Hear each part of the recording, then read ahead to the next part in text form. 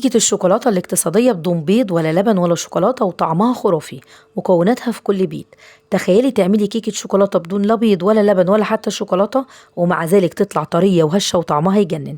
في فيديو النهاردة هتشوفي وصفة هتغير فكرتك عن الكيك تماما. مكوناتها بسيطة وموجودة في كل بيت. لو أول مرة تشوفوا قناتي ما تنسوش تعملوا لايك وتشتركوا في القناة علشان يوصل لكم كل جديد. يلا بقى نشوف عملنا الكيكة التحفة دي ازاي.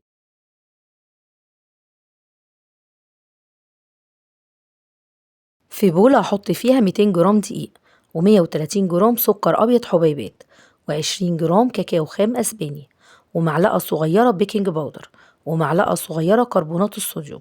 وهقلب المواد الجافة كلها على بعض كويس جدا. البيكنج باودر 8 جرام والكربونات 4 جرام. وهحط على المواد الجافة أقل من نص كوباية زيت، حوالي 75 جرام من الزيت، وكوباية مية، مية عادية جدا من الحنفية 240 جرام، ومعلقة كبيرة من الخل الأبيض.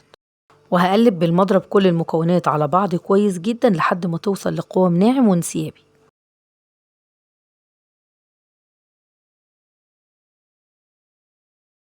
وهحط خليط الكيك في قالب مقاس 20 يكون مدهون كويس جدا بالزبدة، وبعود من بتاع الشيش طاووق، وهعمل فيه الحركة الدائرية دي عشان لو في أي فراغات هوا تخرج. وهحط القالب في صينية ألمونيا عشان توزع الحرارة كويس، وهدخله الفرن على الرف اللي في النص على نار متوسطة الحرارة لمدة نص ساعة.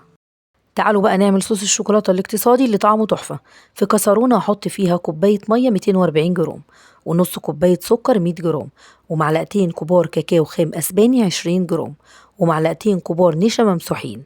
وهنقلب كويس بالمضرب، وبعدين نحطه على النار لمدة 7 دقايق. ودي بقى النتيجة. طعمه حلو جدا واللمعة اللي فيه تحفة. هنقلبه كده لمدة دقيقتين علشان يهدى من السخونية شوية، وبعدين نزين بيه الكيك.